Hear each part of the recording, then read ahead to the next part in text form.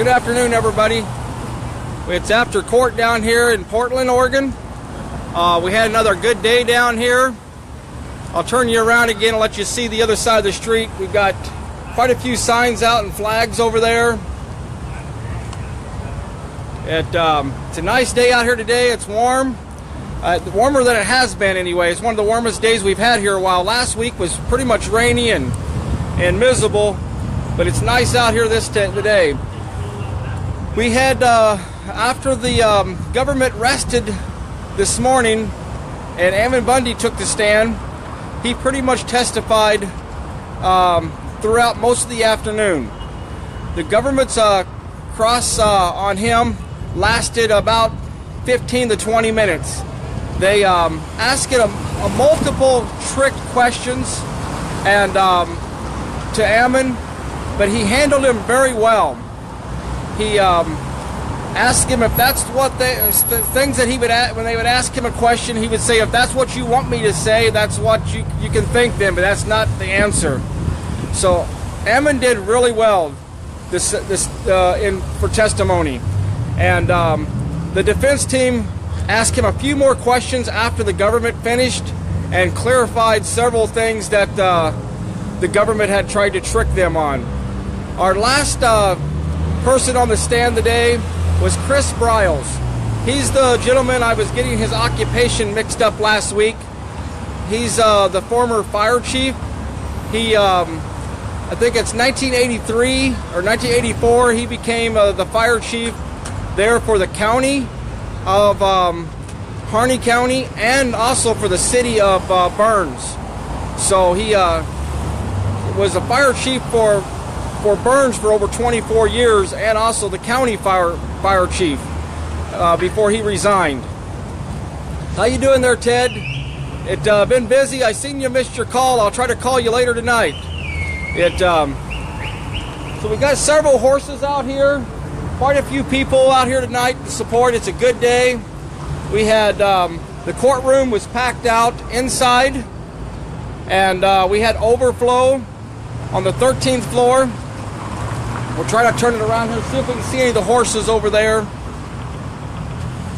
I know it's probably loud with all the traffic, but so overall, it was a good day. It was a big turnaround from what we had yesterday with Blaine testifying. Kind of put everybody down just a little bit by hearing and seeing him testify the way he did. But most of those questions were redirected and answered today in other testimonies. So, Deborah, yeah, you're allowed on the 13th floor. Today, I watched it through the last trial, and the government, when they're getting aggravated or irritated about things, and the day it was very obvious that the prosecutors were irritated with Ammon Bundy, and in their voice, the way they was asking him questions. More signs. I don't know what you guys are protesting. More signs. Somebody driving by says we don't know what we're protesting for, but we need more signs. We should have tell her to come back down here tomorrow and bring some. There you go. So, but the prosecutors were very irritated today on several occasions. Their voice, the way they was asking questions and asking Ammon questions, reflected that very highly today. They also objected to Chris Briles' testimony, and they said that in the last trial he testified, and there was nothing that he had that would be of interest to this case, is what the prosecutor said. And if you remember, the prosecutors called Chris Briles as their witness last time, and they considered him a hostile witness, and because they felt that he turned on them. And this time, they did not want this same witness to testify. Judge Brown went ahead and ignored that motion and allowed Chris Briles to go ahead and testify this afternoon. His testimony was very strong. At points, it was very emotional, and right to the point, and had the jurors and people in the audience laughing on multiple occasions when Judge Brown stopped everything at one point and threatened to have anyone who made a laugh or outburst again in the courtroom, that they would be banned for the rest of this trial, she said.